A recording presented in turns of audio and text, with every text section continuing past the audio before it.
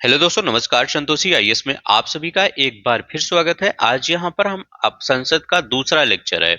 इसके पहले हमने संसद सिर्फ पार्ट का एक लेक्चर ले चुके हैं, जाकर उसको देख लीजिए।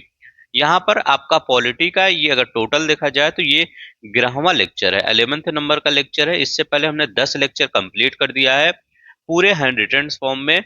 जहाँ जाकर वहां पर देख लीजिए। यहाँ पर कैसे हैंड रिटन में बनाता हूँ, जो आपका घटना चक्र में क्वेश्चन दिया रहता है और उसके नीचे जो एक्सप्लेनेशन दिया रहता है वो सभी ले लेता हूँ। और कुछ चीजें जो लक्ष्मीकांत से इंक्लूड करनी होती है उसको मैं देखता हूँ कौन सा इंपॉर्टेंट है, उसको भी इंक्लूड कर देते हैं। आप देख सकते हैं हर एक चीज को एक अच्छे ढंग से रखा जाता है, ताकि आप भी जब भी ये नोट्स पढ़ें आप कभी भी, तो ये आसानी से कम समय में आप इसको रिवीजन कर सकें। इसका पीडीएफ आप जाकर वहां पर डाउनलोड कर लीजिए। नीचे टेलीग्राम का लिंक दिया गया है। एक आपका और टेलीग्राम बना दिया गया है। वहां पर सिर्फ जो आईएएस संतोषी आईएएस 2.0 होगा, वहां पर सिर्फ आपके क्विज होगा। अभी तक सिर्फ मैं करंट अफेयर का क्विज लेता था। अब आपका जो मैं चैप्टर पढ़ाऊंगा, जैसे आज मैं इसको पढ़ा रहा हूं, तो इसको एक क्विज के फॉर्म में वहां पर आपको टेस्ट दे दिया जाएगा। उस टेस्ट को आप अटेम्प्ट करिए, यहाँ पर पढ़िए, वहां पर टेस्ट अटेम्प्ट करिए और अपनी रैंक देखिए कि हमारी रैंक कितनी आ रही है हमको पढ़ने के बाद यहाँ पर। ठीक है, तो चलते हैं बिना किसी देरी के शुरू करते हैं। इस पीडीएफ को फ्री ऑफ कास्ट चैनल पर जाके डाउनलोड कर सकते हैं। तो चलते हैं, शुरू करते हैं। यहाँ पर देखते हैं। हाँ, 2.0 में आप सिर्फ क्विज ही चलेगा, वो भी ज्वाइन कर लीजिए ताकि आप जो पढ़ें आपको पता चले कि जो मैं पढ़ रहा हूँ उसको हमें कितना आ रहा है। तो चलते हैं। जो लोग अगर अच्छा लगेगा तो प्लीज लाइक शेयर सब्सक्राइब कर दीजिएगा, क्योंकि मैं भी कोई भी कंटेंट आपको प्रोवाइड करता हूँ सब कुछ फ्री ऑफ कास्ट रहता है। कोई भी पैसा इस चैनल पर नहीं लिया जाता है। सिर्फ मैं आप सबके लिए ही ये सब करता हूँ। अब चलते हैं, देखते हैं यहाँ पर। राज्यसभा क्या होता है? ये उच्च सदन होता है। याद रखेंगे ये क्या है? उच्च सदन होता है। इसके सदस्य राज्यों और केंद्र शासित प्रदेशों से चुने जाते हैं। तो हमेशा याद रखेंगे ये जो जो राज्यसभा होता है इसको अपर हाउस बोलते हैं, और जो लोकसभा होता है उसे लोअर हाउस बोलते हैं। इसके सदस्य कहाँ से चुने जाते हैं? तो राज्यों से भी चुने जाते हैं और केंद्र शासित प्रदेशों से भी चुने जाते हैं। यूटी और स्टेट दोनों से ही चुने जाते हैं। राज्यसभा राज्यों का प्रतिनिधित्व माना जाता है कि ये राज्यों का प्रतिनिधित्व करता है राज्यसभा। अब यहाँ पर दो चीज़ें आती हैं। इसका कार्यकाल कितना होता है? तो याद रखेंगे, देखिए दो चीज़ें होती हैं। अगर पूछा जाए कि राज्यसभा का कार्यकाल कितना होता है, तो राज्यसभा का कार्यकाल 6 वर्ष का होता है। अगर पूछा जाए उसके सभापति का कार्यकाल कितना होता है, तो वो 5 वर्ष होता है। तो याद, इसमें कोई कंफ्यूजन की बात नहीं है। जो उसका सभापति होता है उसका कार्यकाल 5 वर्ष होता है। जैसे क्या होता है, राष्ट्रपति जो, जैसे जिस प्रकार से राष्ट्रपति का एक चुनाव होता है जिस प्रोसीजर से, उसी प्रोसीजर से किसका चुनाव होता है? उपराष्ट्रपति। वही उपराष्ट्रपति जाकर राज्यसभा का सभापति बनता है। मतलब आप कह सकते हैं जो वहाँ पूरे चेयर पे सामने बैठे रहते हैं, उस समय इस समय कौन बैठे हैं? जयदीप धनखड़ जी वहाँ पर बैठे हैं। तो वही किस प्रोसीजर से आए हैं? वो चुनकर आए हैं। तो ये मैं ये बताना चाहता हूँ कि भारत का जो उपराष्ट्रपति होता है वही सभापति होता है, ये सबको पता होगा। लेकिन यहाँ पर जो वो ये सभापति होता है, जो यहाँ उपसभापति होता है, ये राज्यसभा अपने सदस्यों से ही उपसभापति को निर्वाचित करता है। तो मैं इसीलिए इस पर जोर दिया था कि आपको ये कंफर्म होना चाहिए कि उपसभापति कैसे आता है और सभापति कैसे आता है। उपसभापति हमेशा याद रखेंगे वो राज्यसभा के जितने सदस्य होते हैं उसी में से वो निर्वाचित किया जाता है। और ये सभापति कैसे आता है? इनका चुनाव होता है, तो याद रखेंगे। अब देखते हैं यहाँ पर कह रहे हैं कि विधायी शक्ति राज्यसभा की क्या होती है। तो राज्यसभा की विधायी शक्ति क्या होती है? राज्यसभा लोकसभा द्वारा पारित साधारण विधेयक को 6 माह तक रोक सकता है। देखिए दो चीज़ें होती है यहाँ पर। अगर विधायी शक्ति की बात करें और वित्तीय शक्ति की बात करें, विधायी शक्ति तो 6 माह तक रोक सकती है, लेकिन जो वित्तीय शक्ति है ये सिर्फ 14 दिन तक ही रोक सकती है। जैसे कोई धन विधेयक हुआ, कोई धन विधेयक को कितने समय तक रोक सकती है? तो किसी धन विधेयक को सिर्फ 14 दिनों तक। ये कई बार क्वेश्चन रिपीट करके पूछा जाता है। तो कितने, देखिए राज्यसभा में धन विधेयक प्रस्तुत नहीं किया जा सकता, ये याद रखेंगे। पहला, राज्यसभा में कभी भी पहली बार धन विधेयक प्रस्तुत नहीं किया जाएगा, केवल लोकसभा में ही धन विधेयक को प्रस्तुत किया जा सकता है। लोकसभा द्वारा पारित धन विधेयक राज्यसभा अपने पास अधिकतम 14 दिनों तक रोक सकती है। मतलब ये आपका दो सदन है। अब ये आपका कौन सा है, ये राज्यसभा है, ये लोकसभा है। अब यहाँ पर तो धन विधेयक आया, याद रखेंगे यहाँ पर धन विधेयक कभी नहीं आएगा। धन विधेयक आया, अब इनको क्या लोकसभा वालों ने कहा कि हम पास कर देते हैं, एक बार इनको भी दिखा दिया जाए। जैसे कोई सामान आता है तो जब आप उसका आप देखते हैं कि आपका फ्लिपकार्ट या अमेजोन या कहीं से मार्केट से खरीद के लाए हैं, तो वो क्या होता है, इसके बाद आप दिखाते हैं दोस्तों को, देखिए मेरा सामान कैसे है। ऐसे ही यहाँ भी सोच लीजिए, लोकसभा में आता है, इसके बाद आप ये लोकसभा वाले कहाँ दिखा देते हैं, राज्यसभा में। अब आपका सामान है, वो पसंद करें या ना पसंद करें, वो आप पर डिपेंड करेगा कि आप लेंगे या नहीं। ऐसे ही लोकसभा वाले 14 दिन का आप उनको टाइम देते हैं कि आप पसंद करिए धन विधेयक सही है या नहीं है, इसके बाद आप लौटाइए। इस पर आपका कोई भी पावर नहीं है। तो याद रखेंगे 14 दिन के लिए ये यहाँ पर दे सकते हैं राज्यसभा में, बस यही कहना चाह रहा है। और ये विधायी राज्य, ये जो साधारण विधेयक होता है ये थोड़ा सा ज़्यादा पावर होता है, 6 माह तक रोक सकते हैं। तो ये दोनों याद रखेंगे। अब देखिए अन्य शक्तियाँ, ये संविधान संशोधन शक्ति क्या होती है। संविधान संशोधन के संबंध में राज्यसभा को लोकसभा के बराबर शक्ति प्रदान की गई है। अगर संविधान संशोधन की बात करें कि कोई अमेंडमेंट करना हुआ संविधान में, आपका बहुत से सारे अमेंडमेंट हुए हैं, तो ये क्या हुआ है, उसमें जितना लोकसभा को शक्ति प्रदान की गई है उतना राज्यसभा को भी शक्ति प्रदान की गई है। अब अन्य शक्तियों में अगर हम बात करते हैं, तो अन्य शक्तियों में अगर हम बात करते हैं कि राज्यसभा अनुच्छेद 312 के अंतर्गत सदन में उपस्थित और मतदान करने वाले सदस्यों के 2/3 बहुमत से प्रस्ताव पारित करके नई अखिल भारतीय सेवा के सृजन का अधिकार संसद को दे सकता है। तो क्वेश्चन जानते कैसे बनता है कि अगर आप वो राज्यसभा का अनन्य क्षेत्राधिकार क्या है, अनन्य मतलब वो सिर्फ राज्यसभा को ही है, लोकसभा को नहीं है। तो ये कौन सी नई अखिल भारतीय, क्वेश्चन आप देखेंगे, जो मैं क्वेश्चन दूंगा आप वहाँ पर क्लिक करेंगे तो देखेंगे कि यही शक्ति प्रदान की गई है किसको, ये राज्यसभा को, नई अखिल भारतीय सेवा के सृजन को। जो अधिकारी आप बनेंगे आगे IAS PCS, वो यही आपको राज्यसभा ही लाती है कि इस प्रकार के पोस्ट को इस प्रकार के लाया जाए। ठीक है, मतलब इस प्रकार के व्यवस्था को कंट्री में अप्लाई किया जाती है, ये राज्यसभा की ही पावर होती है। अब देखते हैं आगे, ये इतना तो मुझे लगता है आप सबको पता ही होगा, लेकिन मैं जीरो से लेकर चलता हूँ ताकि कोई भी बच्चा हो हर चीज़ समझ लें, और जिनको पता रहता है वो थोड़ा सा आपको स्पीड बढ़ा के देख सकते हैं। अब देखिए यहाँ पर निर्वाचन संबंधी झगड़ों का निर्णय करना न्यायपालिका के क्षेत्र अधिकार में आता है, ये भी याद रखेंगे। कौन सा, जैसे आपका निर्वाचन संबंधी कोई झगड़ा हुआ राज्यसभा में, तो उसका न्यायपालिका के क्षेत्र अधिकार में ही वो आता है, ये याद रखेंगे। अब देखिए राज्यसभा का पदेन सभापति कौन होता है, उपराष्ट्रपति, अभी हमने बताया। ये क्या होता है, अस्थाई सदन होता है, इसकी प्रकृति क्या होती है, अस्थाई होती है। यहाँ पर हमने बताया था ये अस्थाई होता है, इसको कभी भंग नहीं किया जा सकता। कार्यकाल 6 वर्ष का होता है राज्यसभा का, ये याद रखेंगे। अब देखिए सदस्य बनने की न्यूनतम आयु कितनी होती है, 30 वर्ष। लोकसभा में हमने कितना बताया था, 25 वर्ष।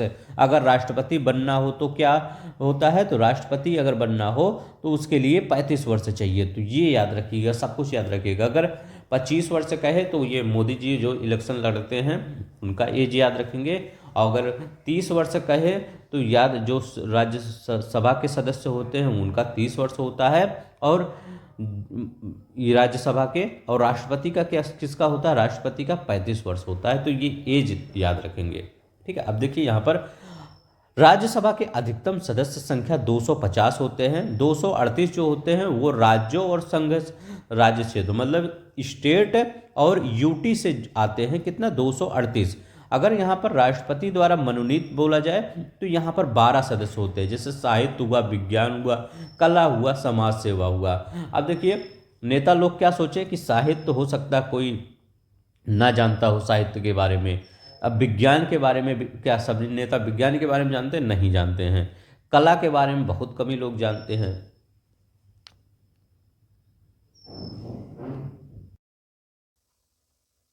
सॉरी, हमको पता ही नहीं था कि माइक नहीं लगा था। माइक लगा नहीं था। हो सकता है थोड़ा सा बैकग्राउंड में आवाज आ रही होगी। अब माइक लग गया है। हाँ, देखिए हम कहाँ पे पहुंचे थे। साहित्य यहाँ बोल रहे थे, विज्ञान बोल रहे थे, कला। अब देखिए, तो नेता लोग ने क्या सोचा कि हो सकता है कि इन तीनों में किसी को ज्ञान ना हो, क्योंकि नेता लोग को ज्ञान होता ही नहीं अक्सर। तो क्या उन्होंने एक समाज सेवा रख दिया। याद रखेंगे, समाज सेवा भी याद, ये तो याद करवाने का तरीका है। तो समाज सेवा भी, तो हर नेता समाज सेवा करता है, ये तो आपको पता ही होगा। तो साहित्य, विज्ञान, कला, समाज सेवा में 12 लोग नियुक्त किए जा सकते हैं, तो ये याद रखेंगे। अब देखिए यहाँ, और राष्ट्रपति द्वारा मनोनीत, सॉरी नियुक्त नहीं, मनोनीत किए जाते हैं। ठीक है।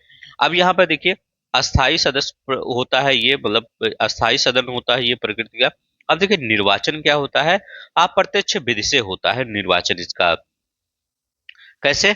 अनुपातिक प्रतिनिधित्व पद्धति से और एकल संक्रमणीय मत द्वारा अप्रत्यक्ष विधि से होता है, तो ये याद रखेंगे। अनुपातिक प्रतिनिधित्व पद्धति से एकल संक्रमणीय मत द्वारा राज्यसभा का ये निर्वाचन होता है, तो ये याद है। अब देखिए यहाँ पर 238 तो बताए थे, अभी प्रेजेंट टाइम में क्या राज्यों और संघ सदस्यों से 238 लिया जाता है। अभी देखिए यहाँ पर राज्यसभा का सभापति सदन का सदस्य नहीं होता है, तो कब हमेशा याद रखेंगे, जो राज्यसभा का सभापति होता है, जो उपराष्ट्रपति होते हैं, वो सदन राज्यसभा के सभापति नहीं होते हैं। उनका एक चुनाव होता है, उसके थ्रू आते हैं वो। प्रथमतः पहली बार में वो मत नहीं देते हैं। जब मतों की समानता हो जाती है तो वो मत देते हैं, ये याद रखेंगे। उपसभापति सभापति के अधीनस्थ नहीं होता है। जैसे हमने लोकसभा में बताया था, जो स्पीकर होता है वो डिप्टी स्पीकर, और मतलब डिप्टी स्पीकर स्पीकर के अधीनस्थ सबऑर्डिनेट नहीं होता है।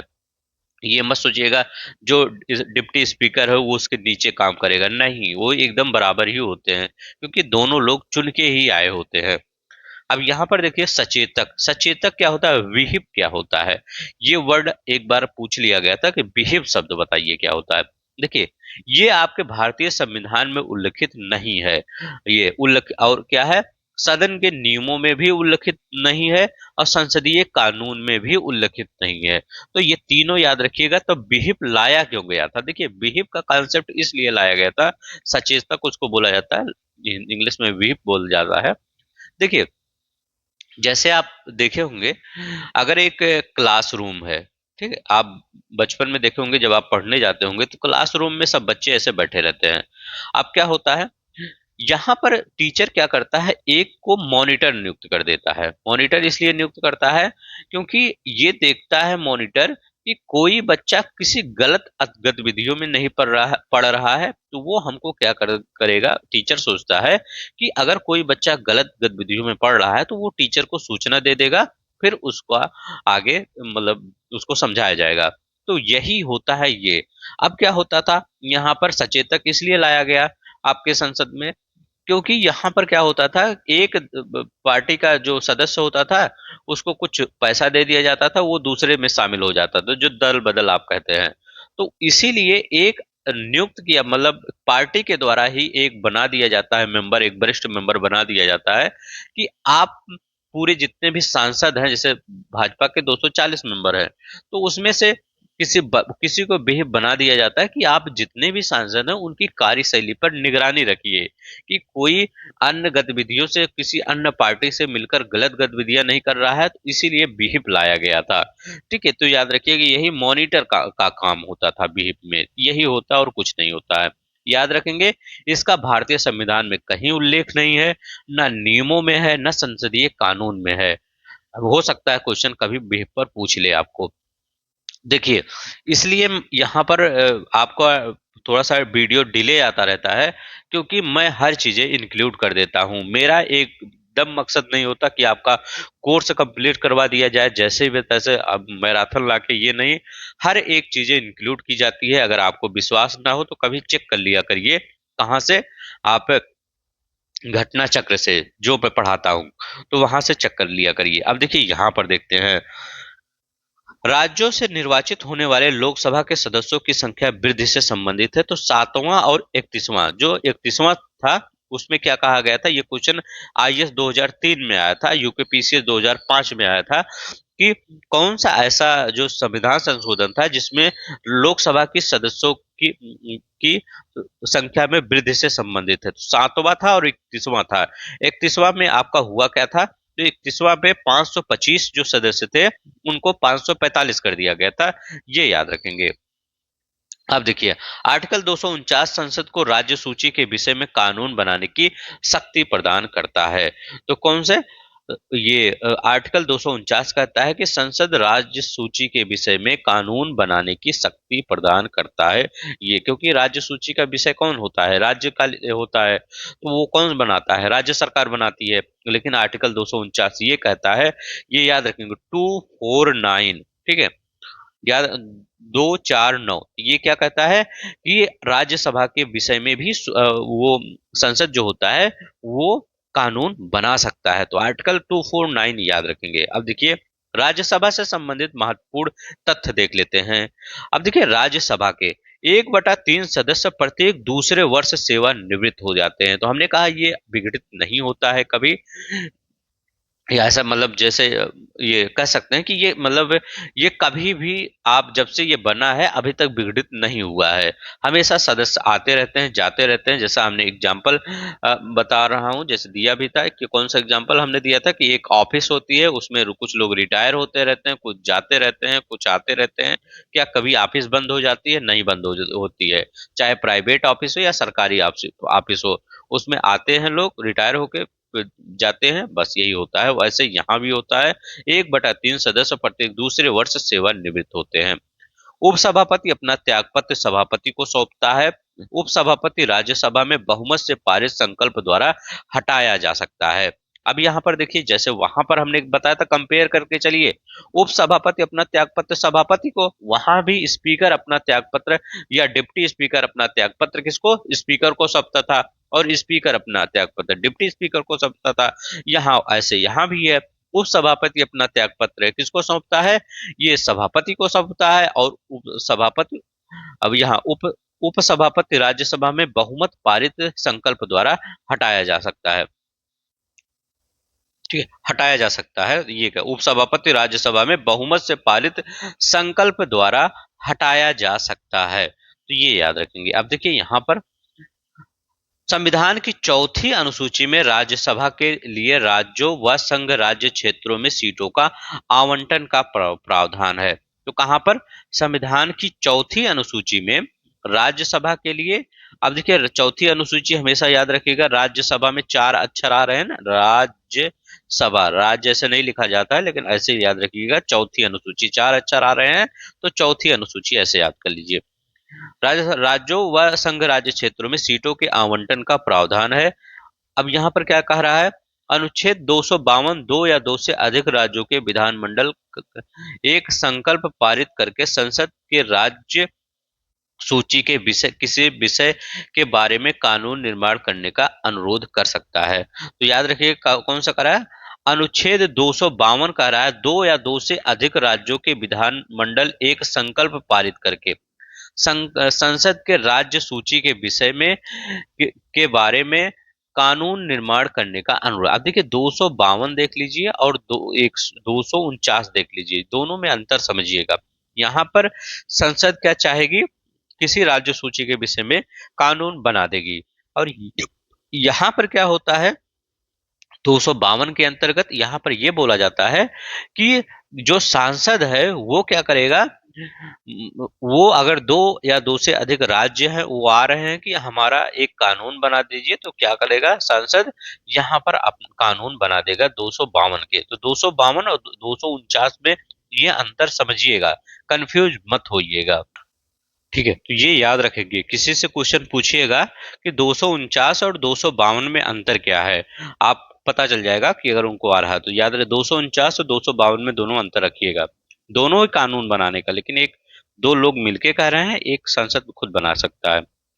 अब यहाँ पर राज्यसभा का गठन 3 अप्रैल 1952 को हुआ। राज्यसभा की प्रथम बैठक 13 मई 1952 को हुई। उप अवशिष्ट विषयों पर कानून बना सकता है संसद। और अनुच्छेद 248। अब देखिए 49 क्या था, ये राज्य सूची के विषय में।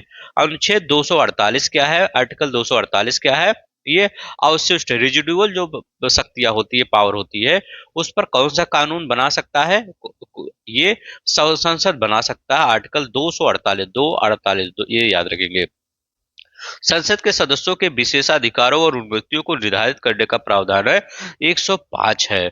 अब देखिए, संसद विधानसभा के किसी सदस्य की सदस्यता तब तक समाप्त समझी जाती है जब तक वह सदन को बिना सूचित किए लगातार 60 दिनों तक अगर अनुपस्थित रहता है बिना सूचित किए, तो उसकी सदस्यता समाप्त की जा सकती है। अब देखिए यहाँ पर कितना दोगलापन है। अभी किसी कर्मचारी को, चाहे वो गवर्नमेंट जॉब कर रहा है, मतलब गवर्नमेंट की अगर मैं बात करता हूँ, 1-2 दिन नहीं जाएगा तो उसको सस्पेंड कर दिया जाता है। यहाँ पर 1-2 दिन की बात नहीं है, पूरे 60 दिन तक। अगर 60 दिन तक लगातार नहीं है, मतलब 59 दिन तो चले, मतलब 59 दिन हो रहा है तो 59वें दिन चले जाइए, इसके बाद फिर आपका रिन्यू हो जाएगा। तो यहाँ पर 60 दिन तक, मतलब कानून यहाँ बन रहा है तब भी यहाँ पर अपसेंट की ज्यादा, मतलब ये मतलब अपसेंट ज्यादा होते हैं यहाँ पर, ये याद रखेंगे। और क्या ऑफिस में क्या होता है, 2 दिन न जाइए आपको सस्पेंड कर दिया जाता है। भारत के संसद से धन निकालने के लिए पारित करना पड़ता है विनियोग विधेयक। अब देखिए, कोई भी व्यक्ति राज्यसभा के लिए कहीं से भी चुनाव लड़ सकता है, चाहे वह किसी राज्य के संसदीय क्षेत्र का पंजीकृत मतदाता हो। लोक अधिनियम जो 1951 है, लोक प्रतिनिधित्व अधिनियम 1951 ये बात करता है। आप देखिए यहाँ पर कुछ सीटें देख लेते हैं, और सबको पता रहता है, थोड़ा सा यहाँ पर देख लेते हैं। मणिपुर में राज्यसभा की 1 सीटें होती है, लोकसभा की 2 सीटें होती है। मेघालय में 1 सीटें। मिजोरम में देखिए माँ से जो पढ़ रहा है, एम एम से सब में 1 सीटें हैं। नागालैंड में भी एन, एम के बाद एन, एन के बाद कौन सा आता है, एस आता है। सिक्किम, यहाँ भी 1 सीटें हैं, याद रखेंगे। फिर एस के बाद टी आता है, तो टी के बाद भी 1 सीटें हैं। तो ऐसे एम जब पढ़ेंगे, इसके बाद एन पढ़ेंगे, वहां भी एक, यस पढ़ेंगे वहां भी एक, और टी पढ़ेंगे वहां भी एक आता है। फिर अरुणाचल प्रदेश, यहाँ भी कितना है, 1 है। अब देखिए, राष्ट्रीय राजधानी क्षेत्र दिल्ली में यहाँ 3 सीटें हैं राज्यसभा की। और उत्तराखंड में 3 सीटें हैं। दिल्ली और उत्तराखंड पासी पासी हैं, याद रखिएगा। दिल्ली और ये उत्तराखंड है तो पासी पासी हैं, तो ये 3-3 सीटें याद रखिएगा। झारखंड में 6 सीटें हैं। अगर लोकसभा की बात करते हैं, राज्यसभा की 6 सीटें नहीं, सॉरी, नहीं, हाँ हाँ 6 सीटें हैं, तो ये सही लिखा गया है, झारखंड में 6 सीटें हैं। ठीक है। अब देखिए यहाँ पर, हाँ लोकसभा की इसमें बताना है आपको कितनी सीटें हैं। झारखंड में लोकसभा की सीटें बताइए कितनी है। अब देखिए मेघालय में कितनी है, 2 सीटें हैं लोकसभा में। मिजोरम में 2 सीटें हैं। अब यहाँ पर देखिए नागालैंड में इसको मिटाते हैं, ये देखिए नागालैंड में 1 सीटें थी राज्यसभा में, लोकसभा में भी 1 सीटें। सिक्किम में एक राज्यसभा में थी और 1 लोकसभा में भी है। त्रिपुरा में 1 सीटें राज्यसभा में, यहाँ पर 2 सीटें लोकसभा में त्रिपुरा में आ जाती हैं। अरुणाचल प्रदेश में यहाँ 1 सीटें थी, यहाँ पर 2 सीटें आ जाती हैं। तो त्रिपुरा अरुणाचल प्रदेश सेम ही है। राजधानी क्षेत्र यहाँ 3 थी, यहाँ 7 सीटें आ जाती है। उत्तराखंड में 3 थी, 5 आ जाती है। इसको आप बताएंगे, ठीक है। अब देखिए संसद की समितियां क्या कौन कौन सी होती हैं। अस्थायी समितियां होती हैं, एक तदर्थ समिति होती है। अस्थायी गठन प्रत्येक वर्ष होता है, और ये कार्यकाल कितनी होती है, 1 वर्ष होता है। तदर्थ समितियां क्या होती है, जो प्रकृति की इनकी अस्थायी होती है, एडॉक नहीं होता, अस्थायी होती है, विशेष उद्देश्य हेतु बनाई जाती हैं, किसी मुख्य उद्देश्य से ही ये बनाई जाती हैं। कार्यकाल उद्देश्य कार्य पूरा होने तक होता है। अब यहाँ पर देखते हैं, यहाँ पर अस्थायी संसदीय समितियों के प्रकार कौन होती हैं। एक वित्तीय समितियां होती हैं, एक विभागीय अस्थायी समितियां होती है, एक जांच समितियां होती है, परीक्षण एवं नियंत्रण के लिए गठित समितियां होती हैं, राज्य सेवा समिति होती है, सदन के दैनिक कार्यों से संबंधित समिति होती है। तो ये सब पूछा नहीं जाता, सिर्फ मैं अभी इसके बारे में जो आएगा वो पूछा जाता है। अब यहाँ पर देखते हैं, ये पूछा जाता है। अगर मैं कहूँ संसद की जो वित्तीय समितियां होती है वो कौन कौन सी होती हैं, तो वहां पर एक बार क्वेश्चन पूछा गया था, तीनों दिया गया था। प्रकलन समिति भी दिया गया था, लोक लेखा समिति दिया गया था, सरकारी उपक्रम समिति दिया गया था। तो 2007 में यही क्वेश्चन पूछा गया था कौन सी संसद की वित्तीय समितियां हैं? तो आपका प्रकलन समिति भी संसद की वित्तीय समिति है, लोक लेखा समिति भी संसद की वित्तीय समिति है, सरकारी उपक्रम समिति भी संसद की वित्तीय समिति है। अब क्या होती है, एक क्वेश्चन एक बार पूछ लिया गया था कि संसद वित्तीय समिति, सबसे बड़ी वित्तीय समिति कौन सा है? तो सबसे बड़ी वित्तीय समिति कौन सी है? ये आपका प्रकलन समिति, एस्टीमेट कमेटी जिसको आप बोलते हैं। तो एस्टीमेट जो कमेटी होती है, यह संसद की सबसे बड़ी समिति होती है, एस्टीमेट कमेटी। इसका कार्यकाल एक बार पूछा गया था कि इसका कार्यकाल कितना होता है, तो कार्यकाल इसका कितना होता है? 1 वर्ष इसका कार्यकाल होता है, ये भी याद रखेंगे। कितना? 1 वर्ष इसका कार्यकाल होता है। इसमें सदस्य कितने होते हैं? सिर्फ 30 सदस्य होते हैं, और सभी कहां से होते हैं? लोकसभा से होते हैं, ये भी याद रखेंगे। कहां से? लोकसभा से होते हैं सदस्य। कार्यकाल 1 वर्ष का होता है इनका। ये किसमें? यूपी पीसीएस मेंस 2016 में क्वेश्चन आया हुआ था, और एक लोकसभा से, तो ये याद रखेंगे। अब ये इसका क्या उद्देश्य क्या होता है? ये प्रकलन समिति का सार्वजनिक व्यय पर नियंत्रण का, मतलब जो कभी देखेंगे कि मितव्ययता आ जाती है, तो ये प्रकलन समिति यही करती है कि मित जो आपका ये है हर चीजें, मतलब वित्त से संबंधित व्यय, सार्वजनिक व्यय से संबंधित, उस पर कंट्रोल किया जाए, ठीक है, मितव्ययिता बरती जाए, बस यही याद रखेंगे। लेकिन लोक लेखा समिति क्या होता है? लोक से लेखा समिति का क्या होता है? सीएजी की रिपोर्ट की जांच, ठीक है, कौन करता है? ये बार क्वेश्चन पूछा गया है कि सीएजी जो है उसकी जांच कौन करता है? तो सीएजी की जांच कौन करता है? तो यही करता है लोक लेखा समिति। तो सीएजी या समीक्षा करता है। नियंत्रक और महालेखा परीक्षक के जो अब उसकी रिपोर्ट है, उस प्रतिवेदन है, उसकी समीक्षा करता है, ये याद रखेंगे। अब देखिए इसमें सदस्य संख्या कितने होते हैं? 22 होते हैं, 15 लोकसभा से होते हैं, 7 राज्यसभा से होते हैं। रिपोर्ट किसको सौंपता है? स्पीकर को या लोकसभा। अगर आपके पेपर में ऑप्शन में स्पीकर लिखा हो तो स्पीकर लगाइए, नहीं लिखा हो तो लोकसभा लगा दीजिए। सरकारी उपक्रम समिति सदस्य संख्या 22 होते हैं, लोकसभा से 15 होते हैं, राज्यसभा से 7 होते हैं। तो ये दोनों ही मतलब उसी रिपोर्ट पर ही आधारित होते हैं, ठीक है। अब देखिए इसमें व्यापार तथा उद्योग के कुछ जाने माने व्यक्ति भी सम्मिलित किए जाते हैं इसमें सदस्य संख्या में। देखिए यहाँ पर लोकसभा, राज्यसभा, विधेयक, एक साधारण विधेयक होता है, एक वित्तीय विधेयक होता है, एक विशेष स्पेशल बिल होता है जैसे कॉन्स्टिट्यूशनल अमेंडमेंट बिल, एक धन विधेयक होता है। धन विधेयक कौन सा आर्टिकल कहलाता है? 110 नंबर का आर्टिकल धन विधेयक कहलाता है। निर्धारण लोकसभा रोक सकती है अधिकतम 14 दिनों तक, सिर्फ अधिकतम 14 दिनों तक लोकसभा, वो राज्यसभा इसको रोक सकती है अपने यहाँ। मनी बिल लोकसभा में पुनः स्थापित किया जाता है, ठीक है, ये याद रखिएगा। अब देखिए कॉन्स्टिट्यूशनल अमेंडमेंट बिल एक क्या होता है? फेडरल होता है, एक नॉन फेडरल होता है। जो राज्यों की सहमति, जिसमें जो फेडरल होता है, जैसे कोई कॉन्स्टिट्यूशनल अमेंडमेंट करना हुआ, उसमें राज्य का भी आपका वो लिया जाता है, अगर है उसमें, तो वो क्या होता है, उसमें राज्य की सहमति जरूर लिया जाएगा। अगर वो नॉन फेडरल है, मतलब वो सिर्फ केंद्र स्तर का ही है, उसमें राज्य का कोई मतलब हस्तक्षेप नहीं होगा, मतलब उस अगर वो कानून बनता भी है, कानून बिगड़ता भी है, तो उसे राज्य से कोई लेना देना नहीं है, तो वो नॉन फेडरल होता है, इसमें सहमति लेना आवश्यक होता है। अब देखिए राज्य होता है, राज्यसभा का प्रतिनिधित्व राजस्थान में 10 होते हैं, गुजरात में 11 हैं, कर्नाटक में 12 हैं, पंजाब में 7 हैं। यूपीपी से 2021 में आया हुआ है। इस क्वेश्चन को मेरा लेने का इसलिए इसलिए लिया इसको, ताकि आप याद कर लें कहाँ पर कितनी सीटें हो रही हैं, ठीक है। तो ये भी कई कई बार क्वेश्चन पूछ लिया जाता है, कहाँ पर कितनी सीटें हैं।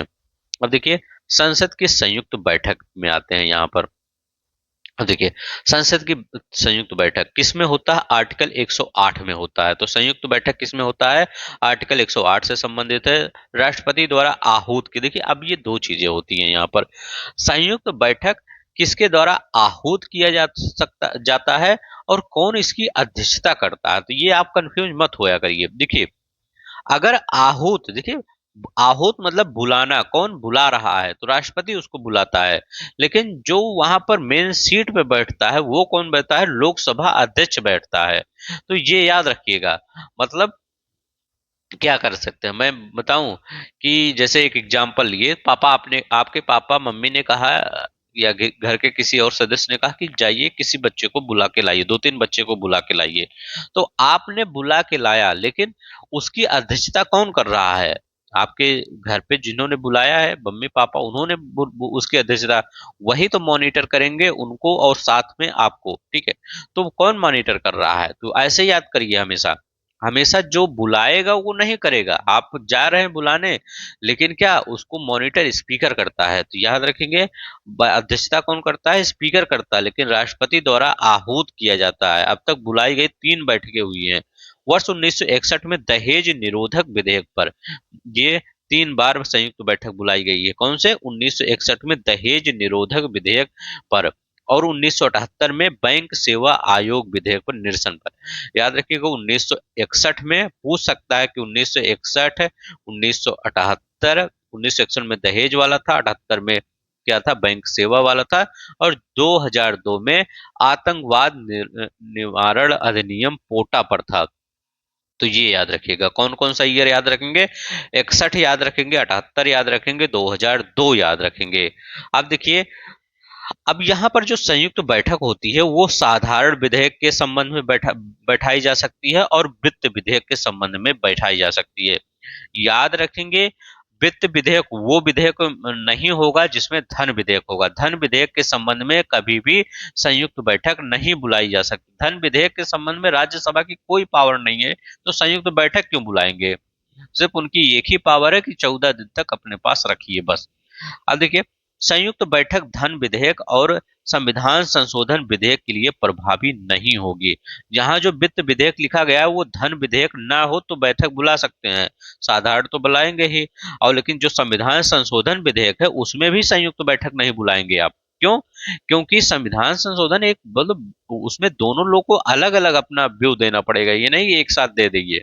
तो याद रखेंगे, मतलब संयुक्त बैठक क्या होता है कि कोई चीज ऑर्डिनरी चीज होती है, ऑर्डिनरी चीज होती है, चलिए सब लोग हाथ उठा दीजिए, हो गया काम इसका, मतलब इसको पारित कर दिया जाए, तो ये होता है। लेकिन जब जो आपका धन विधेयक होता है या संविधान संशोधन विधेयक होता है, कहीं मौलिक कर्तव्य या मौलिक अधिकारों का आप कहीं हनन न कर रहा हो, तो उसके लिए अलग अलग प्रोसीजर किया जाता है कि आप यहाँ भी रखिए और जाइए अपर हाउस में भी रखिए। तो ऐसे ही थोड़ा सा कॉन्सेप्ट बना के याद रखिएगा।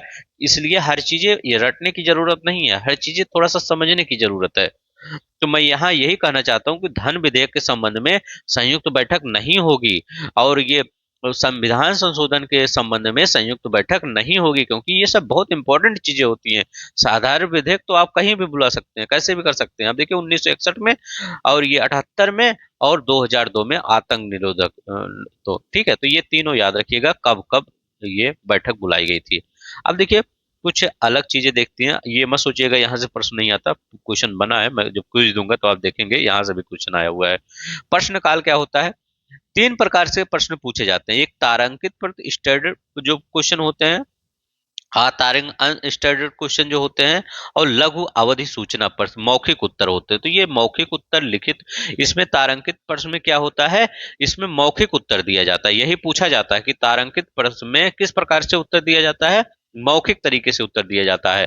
अतारांकित प्रश्न में लिखित उत्तर दिया जाता है, और लघु अवधि सूचना में इसमें भी मौखिक उत्तर दिया जाता है। अब देखिए, प्रश्नकाल पहले घंटे का बैठक का, प्रत्येक बैठक का पहला घंटा प्रश्नकाल ही होता है। ठीक है, हमेशा पहला घंटा प्रश्नकाल ही रखा जाता है। प्रक्रिया नियमों में उल्लिखित प्रश्न पूछे जाते हैं मंत्रियों से और निजी सदस्यों से। तो हमेशा मंत्रियों से क्वेश्चन पूछे जाते हैं और निजी सदस्यों से क्वेश्चन पूछे जाते हैं। यही जवाब देंगे, क्योंकि पैसा जाता ही नहीं के पास है, यही खर्च करते हैं। तो हमें बताना पड़ेगा हम कहाँ कहाँ खर्च किए, कितना खर्च किए। प्रस्ताव क्या है? प्रस्ताव देखिए, कई चीज, एक प्रस्ताव होता है, और यहाँ पर समापन प्रस्ताव होता है, ध्यान आकर्षण प्रस्ताव होता है। तो इसके बारे में कुछ देख लेते हैं क्या क्या होता है। देखिए, व्यापक महत्व के मामलों पर चर्चा करने के लिए एक मौलिक प्रस्ताव होता है, एक विकल्प। मौलिक प्रस्ताव क्या होता है? राष्ट्रपति आदि के महाभियोग से संबंधित होता है। विकल्प प्रस्ताव क्या होता है? मूल प्रस्ताव के विकल्प में होता है। अब देखिए, एक सहायक जो प्रस्ताव होता है ये अनुषंगिक होता है, अधिक्रमण संशोधन होता है, ये याद रखेंगे। सहायक प्रस्ताव मूल प्रस्ताव से संबंधित बिना स्वतंत्र अर्थ वाला प्रस्ताव होता है, जो क्या होता है, मूल प्रस्ताव से संबंधित होता है और बिना स्वतंत्र अर्थ वाला। ये प्रश्न होता है कौन सा, सहायक प्रस्ताव। ये याद रखिए, मतलब इतना इंपॉर्टेंट नहीं है वैसे, अभी इस प्रस्ताव के बारे में जो अंदर आता है उसके बारे में डिटेल, इसलिए मैं इस यहाँ पर ज्यादा डिटेल नहीं दे रहा हूँ। यहाँ पर जो ये पूछा जाता है ये यहाँ पर इंपॉर्टेंट है, तो उतना मतलब ध्यान मत, जोर दे के मत सुनिए कि नहीं समझ में आया, अभी आएगा आपको समझ में आगे। देखिए शून्यकाल अनौपचारिक। अब देखिए शून्यकाल क्या होता है, प्रक्रिया संबंधी नियमों में उल्लेख नहीं है। देखिए शून्यकाल का उल्लेख नहीं किया गया था पहले, पूर्व सूचना के बिना भी मामले उठाए जा सकते हैं। इसमें अवधि क्या होता है, प्रश्नकाल के तुरंत बाद जो होता है वही शून्यकाल होता है, दिन की कार्यवाही प्रारंभ होने तक। अब देखिए यहाँ पर क्या होता है, ये भारतीय नवाचार भारत के द्वारा खोजा गया है, किसी दूसरे देश से नहीं लिया गया है। पेपर में यही क्वेश्चन बनेगा यहाँ से कि शून्यकाल की अवधारणा किसी देश से बता देंगे, ऑस्ट्रेलिया से लिया गया है, नहीं। शून्यकाल की अवधारणा अपने भारत का एक खोज है, ये याद रखेंगे। वर्ष 1962 से ये प्रचलित किया जा रहा है। कब से, 1962 से शून्यकाल प्रचलित किया जा सकता है। अब देखिए ये दोनों फैक्ट है, दोनों फैक्ट याद रखना पड़ेगा। संसद के अधिकारी कौन से होते हैं, लोकसभा अध्यक्ष होते हैं और उपाध्यक्ष होते हैं लोकसभा के, महासचिव लोकसभा के होते हैं, अध्यक्ष राज्यसभा के होते हैं। ठीक है, तो राज्यसभा के सभापति यहाँ लिखना होगा, ये राज्यसभा के सभापति। एक, ठीक है, तो राज्यसभा के जो सभापति होते हैं वो क्या होते हैं, ये भी होते हैं, तो संसद के अधिकारी कहलाते हैं, ये याद रखेंगे। ठीक है, अब यहाँ पर देखते हैं, ये क्वेश्चन पूछा गया था कि संसद के अधिकारी कौन, अध्यक्ष, उपाध्यक्ष, महासचिव, राज्यसभा के अध्यक्ष, ये सब क्या कहलाते हैं, संसद के अधिकारी कहलाते हैं। भारतीय संविधान के अनुच्छेद 87 के अनुसार भारत का राष्ट्रपति लोकसभा के लिए प्रत्येक साधारण निर्वाचन के पश्चात प्रथम सत्र के आरंभ में और प्रत्येक वर्ष के प्रथम सत्र के आरंभ में एक साथ संसद के दोनों सदनों को में अभिभाषण देता है। तो ये याद रखेंगे, बहुत इंपॉर्टेंट है, यहाँ स्पीकर मत लगाइएगा। यहाँ पर राष्ट्रपति खुद, जैसे अभी मोदी जी का इलेक्शन हुआ, यहाँ पर इसके बाद नई गठित हुई नई सरकार, तो क्या होता है, एक साथ जब पहली बैठक होगी तो एक साथ सभी को अभिभाषण देंगे, कौन देंगे, ये राष्ट्रपति देंगे। कौन से आर्टिकल के, आर्टिकल 87 के तहत, याद रखेंगे, बहुत इंपॉर्टेंट आर्टिकल है, 87 के तहत, ये याद रखेंगे। ये तो एक बार, ये 5 साल में एक बार तो ये तो होगा ही, और एक बार ये होगा जब प्रत्येक वर्ष का प्रथम सत्र जो होगा उसके आरंभ में राष्ट्रपति देंगे। ठीक है, तो 2 बार याद रखेंगे, एक तो 5 साल वाला है और एक जो प्रत्येक साल होता है प्रथम सत्र उसके। अब यहाँ पर देखते हैं समापन प्रस्ताव क्या होता है, क्लोजिंग मोशन क्या होता है। किसी मामले पर चर्चा को समाप्त करने हेतु प्रयुक्त किया जाता है क्लोजिंग मोशन। साधारण समापन होता है, खंडस्था समापन होता है। अब यहाँ पर देखिए 2 चीजें होती है, एक कंगारू समापन होता है, एक गिलेटिन समापन होता है। गिलेटिन समापन आपके पेपर में पूछा गया था। देखिए मैं हर चीजें ला दे, देखिए हर चीजें, कोई भी आप यूट्यूब पे देखेंगे बहुत सी चीजें छोड़ दी जाती हैं और फिर वही पेपर में आ जाता है, फिर आप सोचते हैं कहाँ से क्वेश्चन आ गया। ठीक है, अब देखिए कंगारू समापन क्या होता है, ये देखिए ये सब पढ़े ही नहीं होंगे आप सब।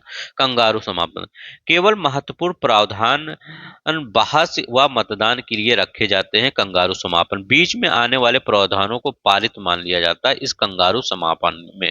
और गिलेटिन क्या होता है, समय की, ये छत्तीसगढ़ पीछे 2017 में आया था, समय की कमी की स्थिति में बिना चर्चा किए हुए प्रावधानों को चर्चा हुए प्रावधानों के साथ मतदान के लिए रखा जाता है। मतलब अगर समय की कमी है तो उसमें गिलेटिन आता है, गिलेटिन समापन, ये अच्छा बंद कर देते हैं। तो ठीक है, तो समय की कमी के लिए क्या, किस समिति का, गिलेटिन का यूज किया जाता है, ये याद रखेंगे।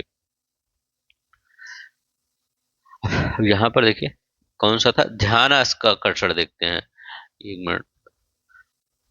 कॉलिंग अटेंशन मोशन क्या होता है, ध्यान इसका, तात्कालीन सार्वजनिक महत्व के मामलों को प्रस्तुत किया जाता है किसी मंत्री का ध्यान आकर्षित करने के लिए, आधिकारिक बयान मांगने हेतु। कहते नहीं है जैसे कोई चीज, कोई देखते हैं कोई नेता होता है ऐसा कुछ बोल दिया गलत शब्द, जिससे क्या देश को कुछ मतलब प्रॉब्लम होती है, विपक्ष को प्रॉब्लम होती है, या किसी समाज के बारे में ऐसा बोल दिया, तो क्या होता है वहां पर बोला जाता है कि जो आप बयान दिया गया है उस पर आधिकारिक बयान दीजिए, संसद में क्यों बोला गया। मोदी जी से कहेंगे, अमित शाह जी से कहेंगे कि आप सब बताइए, या उस मंत्री से रिलेटेड बताएंगे कि जो मंत्री है वो आप बताइए इस पर क्या आपका विचार है। तो वो सब सोचते हैं, विपक्ष वाले भी सोचते हैं कि पूरा देश जाने कि किस प्रकार से इनका इस पर व्यू होता है किसी भी मैटर पर। तो ध्यान आकर्षित करने के लिए और आधिकारिक बयान मांगने हेतु किसी सदस्य द्वारा लोकसभा अथवा राज्यसभा में किया जाता है। तो याद रखिएगा, किसी लोकसभा हो या राज्यसभा में। शुरुआत 1957 में भारतीय नवाचार शून्यकाल की तरह ये भी है, तो दोनों याद रखिएगा, ध्यान आकर्षण और शून्यकाल दोनों ही भारतीय नवाचार में ही सम्मिलित किए जाते हैं, दोनों ही हमारे द्वारा खोजा गया है।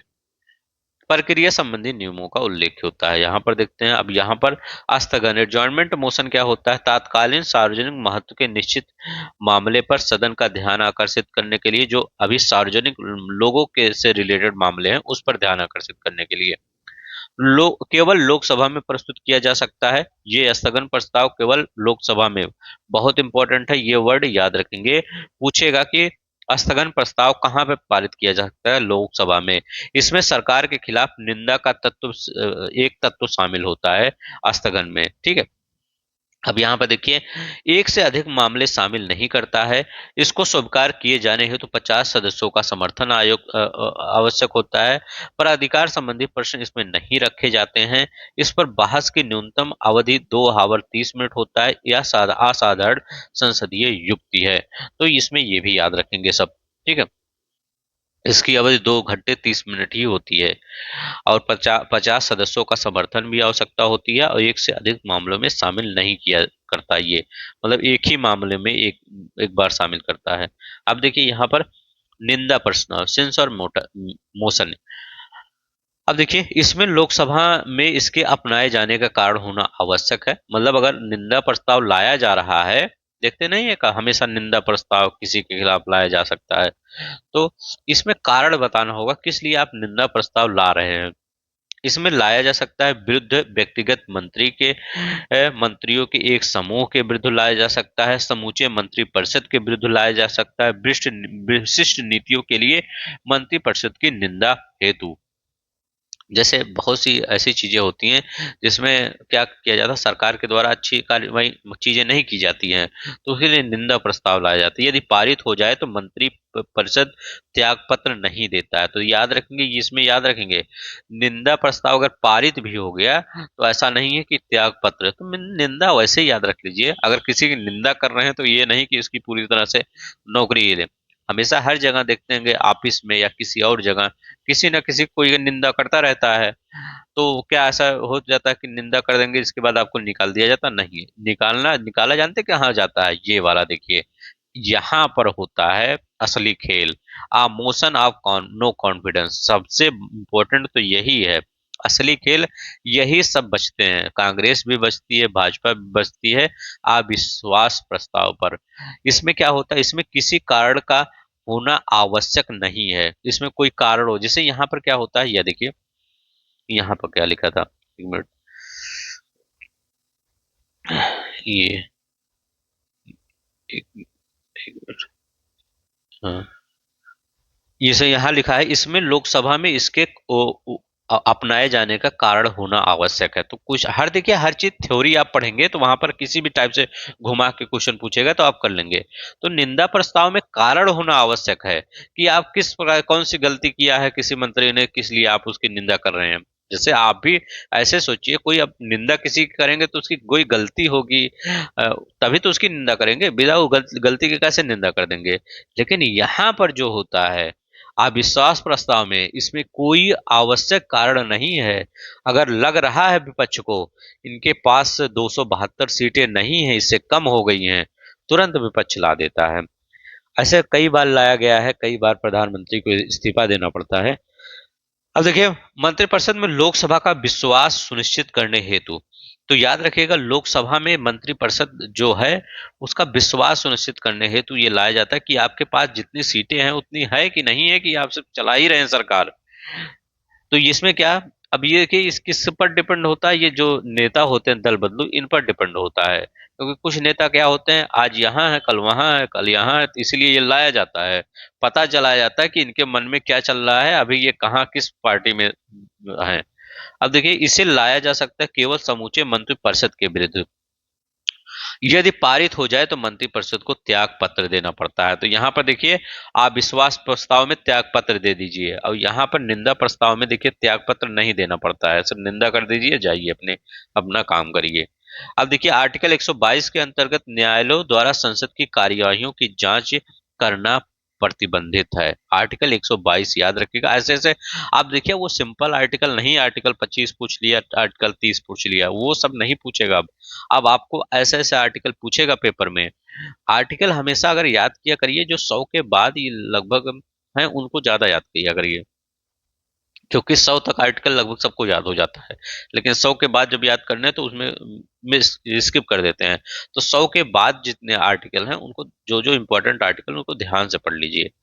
आप ही देखिए पेपर में आया था जितने आर्टिकल आए थे 100 के बाद ही वाले सब आर्टिकल आए थे, कोई भी पेपर उठा मतलब कोई भी क्वेश्चन उठा के पीसीएस प्री का देख लीजिए, सब 100 के बाद ही वाला। मैं हमेशा कहता हूँ, इसलिए मैं जो कहता हूँ अब क्या हुआ वो अक्सर हो ही जाता है पेपर में।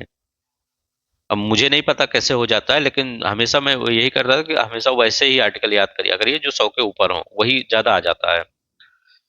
अब हो सकता है कोई शक्ति हो, मुझे नहीं लगता कोई शक्ति होगी। अब देखिए भारत की संसद को कानून निर्माण की शक्ति निम्नलिखित प्राप्त है, भारत का संघ, भारत का प्रदेश। अब देखिए ये क्या होता है, जो भारत के संसद को कानून निर्माण करने की शक्ति मतलब निम्नलिखित के लिए किसको प्राप्त है, तो भारत के संघ के लिए कानून निर्माण कर सकता है हमारा संसद, भारत के प्रदेश के लिए हमारा संसद कानून निर्माण कर सकता है, और विश्व में कहीं भी रहने वाले नागरिक एवं उनकी संपत्ति से रिलेटेड। ठीक है, तो इतना याद रख सकते हैं संसद कहाँ कहाँ कानून बना सकता है। अब यहाँ पर देखते हैं महत्वपूर्ण तथ्य क्या है। लोक लेखा समिति के अध्यक्ष की नियुक्ति की जाती है लोकसभा अध्यक्ष द्वारा। समानता लोक लेखा समिति का अध्यक्ष नियुक्त किया जाता है लोकसभा के विपक्ष के किसी सदस्य को। लोक लेखा समिति अपनी रिपोर्ट सौंपती है लोकसभा अध्यक्ष को, अपनी रिपोर्ट सौंपती है। देखिए लोक लेखा समिति रिपोर्ट किसको सौंपती है, लोकसभा अध्यक्ष को रिपोर्ट सौंपती है, या कहाँ रखती है, तो लोकसभा में रखती है। ये भी क्वेश्चन आ सकता है कि कहाँ रखती है कहाँ रिपोर्ट सौंपती है। वन संरक्षण अधिनियम पारित किया गया था 1980 में, राष्ट्रपति द्वारा राज्यसभा में मनोनीत किए जा सकते हैं 12 व्यक्ति, याद रखेंगे। प्रथम अभिनेत्री जो राज्यसभा के लिए नामित की गई थी नरगिस दत्त। राज्यसभा के 1/3 सदस्य सेवानिवृत्त हो जाते हैं प्रत्येक 2 वर्ष की समाप्ति पर। अब देखिए संसद के सत्र देखते हैं। बजट सत्र कब से कब होता है, फरवरी से मई तक बजट सत्र माना जाता है। मानसून सत्र जुलाई से सितंबर तक मानसून सत्र माना जाता है। शीतकालीन सत्र नवंबर से दिसंबर तक शीतकालीन सत्र माना जाता है। याद रखिए संसदीय प्रक्रिया क्या होती है। प्रश्नकाल समानता प्रत्येक दिन संसद के दोनों सदनों की बैठक के बाद सुबह 11 बजे से 12 बजे के बीच कार्यवाही का पहला घंटा प्रश्नकाल का होता है। संसद में 3 प्रकार के प्रश्न पूछे जाते हैं। देखिए क्या होता है, 11 बजे से समानता होता है, 11 से 12 पहला घंटा क्या होता है, प्रश्नकाल का होता है। तारांकित देखिए ये क्वेश्चन छत्तीसगढ़ में आया था 2014 में छत्तीसगढ़ पीसीएस में, ये इसमें पूछ लिया गया था। पहले क्या होता है, पहले तारांकित प्रश्न होता है जिसका उत्तर मौखिक रूप से दिया जाता है, उसके बाद अनुपूरक प्रश्न पूछे जाते हैं, ऐसे ही ऑप्शन में दिया था। इसके बाद अतारांकित प्रश्न जिसका उत्तर लिखित रूप में दिया जाता है। तो देखिए ऐसे ऐसे क्वेश्चन आपको कोई नहीं पढ़ाएगा।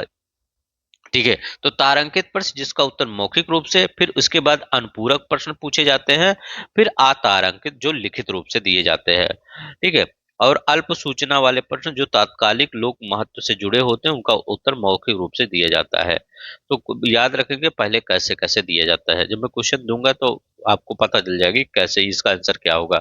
इसलिए कहता हूँ वो आप क्विज वाला ग्रुप जरूर ज्वाइन करिए, ताकि यहाँ पर मैं पढ़ाऊँ तो वहां पर आप क्वेश्चन क्लिक कर दें। शून्यकाल क्या होता है? शून्यकाल प्रश्नकाल के तुरंत बाद का 1 घंटा होता है, सामान्यतः 12 बजे से 1 बजे के बीच समय होता है। भारत की शून्यकाल देन है, अभी हम बताए थे।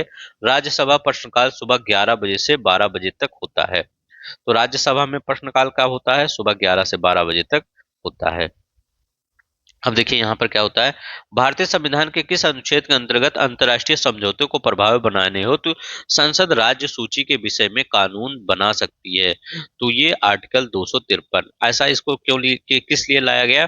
अगर ऐसा ना लाया जाता तो कोई राज्य है किसी अंतर्राष्ट्रीय देश से, मतलब किसी विदेशी से मिलकर क्या कर सकता था, विदेशी कंट्री से मिलकर वो अपना कानून खुद ही लाता, खुद ही बनाता। इसीलिए इसको लाया गया कि 253 आपको संसद खुद ही बनाएगी, ताकि आप ज्यादा इधर उधर ना कर सके। तो ऐसे याद रख लीजिए, 253 क्या होता है, अंतर्राष्ट्रीय समझौते को प्रभावी बनाने हेतु संसद राज्य सूची के विषय में कानून बना सकती है। देखिए कितनी बार आया है, 16 में 21 में, आरो यारो में। तो 253 मैं हमेशा कहता हूँ, हमेशा जितना 100 के ऊपर है सब याद कर लीजिए आर्टिकल।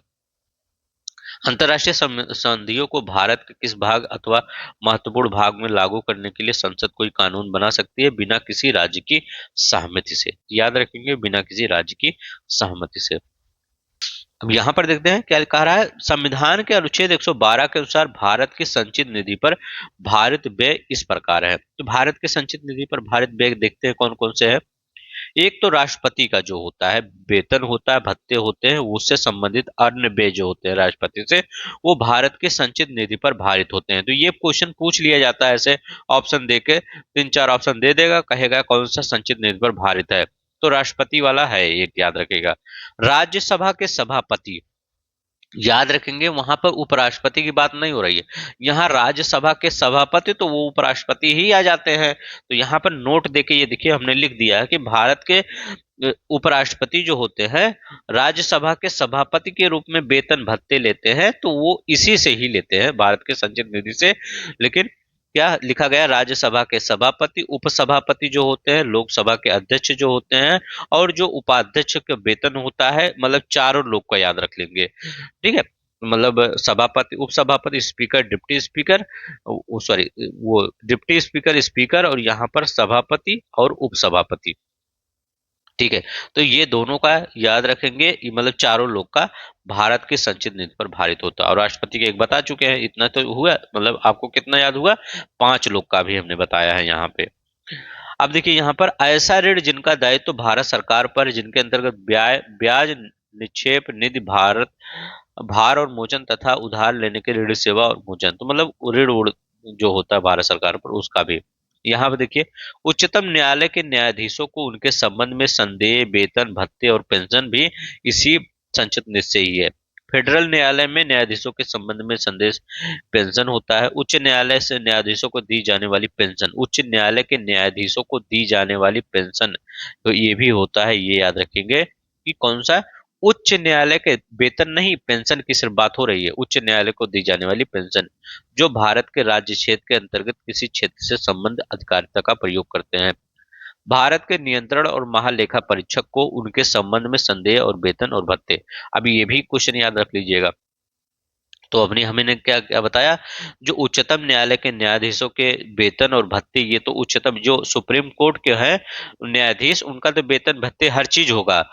और फेडरल कोर्ट के जो होते हैं उनका पेंशन, फेडरल कोर्ट, और जो आपका उच्च न्यायालय के न्यायाधीश होते हैं उनका पेंशन। तो याद रखेंगे, उच्च न्यायालय के पेंशन और सुप्रीम, अभी इतना ही यही पूछेगा ज्यादा आपको, सुप्रीम कोर्ट और हाई कोर्ट पूछेगा। तो हाई कोर्ट में याद रखिएगा पेंशन, याद रखिएगा संचित निधि पर भारित होता है, और सुप्रीम कोर्ट के सब न्यायाधीश के सब कुछ है, और भारत के जो नियंत्रक और महालेखा परीक्षक है उनके संबंध में वेतन और भत्ते होता है, ये याद रखेंगे। अब देखिए यहाँ पर भारत में दूरसंचार, बीमा, विद्युत आदि जैसे क्षेत्रों में स्वतंत्र नियमों का पुनर्परीक्षण कौन करता है? संसद द्वारा गठित की गई तदर्थ समितियां, संसदीय विभाग संबंधी स्थायी समितियां होती हैं। आर्थिक सर्वेक्षण, ये देखिए दोनों याद रखेंगे, जैसे दूरसंचार हुआ, बीमा हुआ, विद्युत हुआ, इसमें कौन पुनरीक्षण करेगा? तो ये तदर्थ समितियां करेगी, या संसदीय विभाग संबंधी स्थायी समितियां करेंगी। ठीक है। अब देखिए यहाँ पर आर्थिक सर्वेक्षण प्रतिवर्ष संसद में प्रस्तुत किया जाता है। तो आर्थिक सर्वेक्षण क्या होता है, जो अभी जो साल चल रहा है उसी का लेखा जोखा, कितना खर्च हुआ, कहाँ कितना खर्च हुआ, वो देखा जाता है। तो आगामी बजट प्रस्तुत कर से पूर्व यहाँ पर प्रस्तुत किया जाता है आपके संसद में, बजट से पूर्व। आकस्मिक निधि आर्टिकल 267 होता है। आकस्मिक निधि राष्ट्रपति संसदीय स्वीकृति से पूर्व व्यय कर सकता है। तो राष्ट्रपति के पास इतनी पावर होती है क्या वो कि वह बिना संसदीय स्वीकृति के, मतलब पहले ही उसको पैसा को खर्च कर सकता है। तो बस इतना ही आज की आपके लिए था। ठीक है। थोड़ा सा आज टेक्निकल आपका ज्यादा हुआ होगा, लगभग मुझे लगता है सभी को समझ में आया होगा। मैं थोड़ा सा समझाने की प्रयास किया हूँ कि थोड़ा सा लेमन लैंग्वेज में समझा दूं। तो बस आई होप आपको समझ में आया होगा। अगर आपको समझ में आया होगा तो प्लीज इस चैनल को शेयर कर दीजिए, अपने दोस्तों में लाइक कर दीजिए। आज के लिए बस इतना ही। हाँ, आप एनसीईआरटी बता दीजिएगा कि एनसीईआरटी आपको पढ़ना है। अगर आप बता देंगे कि आप, काफी बच्चे मैसेज किए हैं कि पढ़ा दीजिए, अब देखते हैं टाइम मिलेगा तो मैं पढ़ा ही दूंगा। थोड़ा सा पढ़ाने का तरीका मेरा है एकदम डिट वैसे, एक ऐसे एग्जाम्पल लेना ताकि आपको समझ में आ जाए। ठीक है। तो एनसीईआरटी को मैं देखूंगा, पढ़ा दूंगा। आप इस वीडियो को शेयर कर दीजिएगा और चैनल को सब्सक्राइब, नए होंगे सब्सक्राइब लाइक कर दीजिएगा। जय हिंद, जय भारत।